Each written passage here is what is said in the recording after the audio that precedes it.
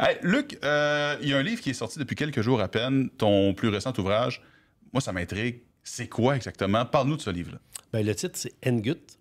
C'est un mot en Inuktitut, qui est le langage parlé par les Inuits du Nunavik, qui veut dire « celui qui joue au hockey ». Ça peut avoir plusieurs significations parce qu'ils ont moins de lettres que nous dans leur alphabet, mais ça veut entre autres dire ça. Ça peut être celui qui prend charge, celui qui est responsable, celui qui joue au hockey. Et ce projet-là a été pas mal long à mener à terme comparé à mes autres livres. C'était à la suite d'un coup de fil où on me demandait si j'étais intéressé à écrire la biographie de Joey Juneau, mais particulièrement son aventure dans le Grand Nord. Parce qu'après sa retraite, Joey a passé 11 ans au Nunavik, un petit peu comme dans le film Coach Carter, à utiliser le hockey comme prétexte pour amener les jeunes à l'école. Et puis Joey, c'est un Blanc du Sud, évidemment, qui connaît rien de cette réalité-là à l'époque et qui s'en va là-bas, qui s'investit là-bas, qui met plein d'énergie pendant 11 ans. Et à force de jaser, Joey et moi, pendant de longues journées, pendant la pandémie, on a donné la conclusion que la biographie du départ, en partant, on la faisait sous la forme de roman. OK. Mais là, au fil de nos conversations, il y a le nom d'un kid qui revenait souvent, Gary Joe. Là, Gary Joe, il a fait ci. Puis là, on est arrivé, Gary Joe, il a fait ça. Puis Gary Joe, c'est un beau modèle qui a fini par percer, qui a réussi à jouer Midget 3. Donc, on a pris tous les témoignages, toutes les histoires, les récits que m'a donné Joey Juneau. Je suis assis avec Gary Joe pour avoir vraiment sa perception à lui de Joey puis de ce que Joey racontait. On a pris des histoires à gauche, à droite. Ce qui est arrivé à Michel, ce qui est arrivé à Mathieu, mais dans le roman, ça se peut que ça arrive tout le temps à Gary Joe ou ses coéquipiers.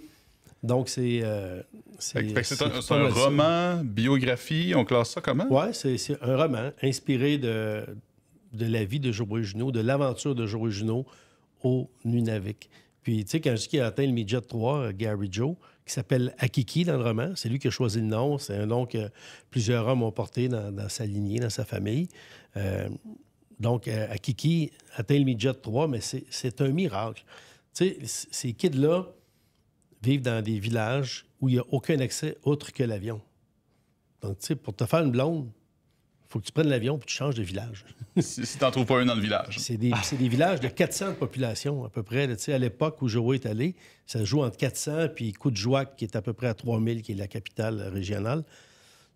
Puis Gary Joe, il n'y a aucun hockey organisé dans son village. Comme tous les autres villages, tu joues au hockey en bottine, avec une balle. Tu joues au hockey, du hockey avec n'importe qui, des chums, des adultes parfois, sur l'étang, parce qu'il y a un petit lac là-bas, dans un aréna désuet, quand il est fonctionnel. Puis grâce au programme de Joey Juneau, il l'a non seulement rattaché à l'école, lui, puis d'autres, mais en plus, par son acharnement, Gary Joe, sa détermination, son talent aussi, il a réussi à jouer Midget 3 à Amos. Ça fait penser un peu à l'histoire de Carey Price aussi, qui Oui. Lui prenait l'avion avec son Ouais. père à Nime Lake, dans l'ouest un peu. Là. Fait que, j'ai lu tes livres, c'est la faute à. C'est-tu un peu semblable dans l'écriture? C'est-tu ou c'est vraiment plus dans le... Il y a beaucoup moins de dialogue, je pense. Puis ça a été difficile à écrire parce qu'au début, je voulais vraiment amener les gens dans l'univers du Nunavik. Puis je voulais vraiment y aller, puis c'était compliqué. À la fin de la pandémie, eux autres étaient encore très protectifs parce qu'ils étaient plus sensibles à la COVID-19. Puis après, ben, avec Gary Joe, on devait aller à la chasse ensemble pendant une semaine et demie, 2 semaines, avec lui puis son cousin et sa famille. Puis là, ben, les dates changeaient, puis moi, je ne pouvais pas parce que je partais avec les Canadiens. Et là, après, je disais, je vais y aller à mes frais. Joe, il va me booker du monde là-bas. Puis je vais m'organiser là-bas, je vais rencontrer du monde, puis je vais jaser. Puis... Mais là, un billet d'avion, les retours, c'est 4000 $. C'est pas donné. Plus le logement à la coop. Fait que là, mon éditeur aux éditions Tubise, André Gagnon, je l'ai appelé, j'étais désemparé. Je voulais absolument y aller. Tu sais, je trouvais que c'était malhonnête de ne pas y aller. Ouais. Ben oui. Puis là, il m'a dit, Luc, tu sais qu'on publie une grande quantité de romans historiques qui ont énormément de succès. Puis on n'a aucun auteur qui est retourné dans le passé. Donc, concentre-toi sur l'action. Puis tu sais, moi, je suis pas bon dans le descriptif. C'est plate d'avoir ça comme réponse. Fait que, OK, ouais, il a raison. Ben, il a raison. Ben oui. Ben, on s'entend que j'ai sauvé 5000 $. Moi, ça faisait mon affaire. Puis je considère que je suis vraiment mauvais dans le descriptif, tu sais, les visuels. Tu sais, C'est quand même je pas pense pire. que les émotions, je suis pas pire. Mais tu sais, d'écrire les odeurs, les paysages. Tu sais, Michel Jean, là, tu sais, J'ai lu ses romans, puis t'es dans le bois avec lui, tu sais. Moi, je sais que je suis pas capable de faire ça, donc je voulais vraiment y aller. Puis André m'a dit, ben tiens-toi-en à l'action, à l'aventure, à ce que t'ont raconté. Tiens, reste dans l'être humain. Puis finalement, on a fait ça. Mais j'avais débuté au début dans le jeu pour les amener vraiment. Puis après 11-12 000 mots, j'avançais pas. J'ai tout effacé. J'ai pris mon roman, je l'ai envoyé dans la corbeille. J'ai recommencé du début en me disant, non, là, je fais fausse route. Il faut vraiment que le narrateur soit un spectateur de l'action et non pas le héros principal. Wow. Puis tu sais, là, tu dis que c'était dans le temps de la COVID, puis tout ça, la pandémie. Ça a été long à faire, ce projet-là? Ça a été long. Parce que, ben là, moi, jouer, c'était rapide. On se rencontrait à ce moment-là ensemble. Mais après, ce qui a étiré le processus, c'est parce que je voulais tellement y aller. Fait que là, j'attendais qu'on ait l'autorisation de voler là-bas. Après, j'attendais après Gary Joe. Puis Gary Joe, ben il y a une vie, il y a une famille, il y a des enfants. Il y a un enfant. Sa femme, elle a accouché à la mi-septembre d'un deuxième enfant. Donc, tu sais, ça retardait tout le temps. Puis on n'avait pas de deadline non plus. Ah, il y a ça qui aide à prendre le temps de faire de quoi de beau. Pas de deadline aussi, des fois, là, tu sais. C'est faut que tu envoies tes images des Canadiens avant la midi. balayeuse ou écrire, je vais écrire.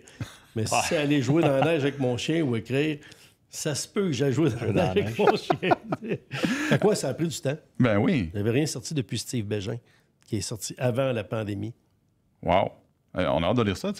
Mettons que tu as une phrase pour inciter les gens à acheter le livre et à lire le livre, ça serait quoi? Une phrase, ce serait, en gros, c'est que vous pensez que vous connaissez la réalité du peuple autochtone, les Inuits, qui sont au Nunavik, mais vous n'avez absolument aucune idée de c'est quoi leur réalité. Le hockey, puis la vie de Gary Joe, c'est un prétexte à démontrer l'impact incroyable qu'a eu Joe Juneau dans leur communauté, mais aussi c'est de démontrer à quel point leur vie est complètement différente de la nôtre, puis qu'on ne s'imaginerait pas, nous autres, vivre dans ces conditions-là. Mais pour eux, c'est le bonheur. Là. Gary Joe, mon héros, il travaille dans une mine, Raglan, dans le Nord. Il fait 2-3 semaines, il revient. Sa blonde, elle étudie à Saint-Hyacinthe, hygiéniste dentaire. Mais aussitôt qu'il y a des vacances, ils s'en vont à Quactac, leur village, chasser le beluga, l'ours polaire, sans blague. Puis se promener en 4 roues, puis en skidoo, puis avoir du fun avec leur gang. Eux autres, leurs racines sont là. Et quand les études de Liliane, sa blonde, vont être terminées, ils ramassent leur valise, puis ils s'en vont dans le Nord. Ils retournent là-bas. C'est ça leur bonheur. La définition du bonheur pour eux, c'est ça, dans le fond. Là. Bien, complètement, oui. Fait que là, ma phrase, je l'ai tirée. Mais c'est... Vous n'avez aucune idée de c'est quoi la réalité là-bas. Quand en lisant le livre, vous découvrez qu'on est dans la même province, mais ils vivent sur une autre planète. Wow. C'est fort. Moi, ça m'a jeté par terre les histoires que Joey m'a racontées.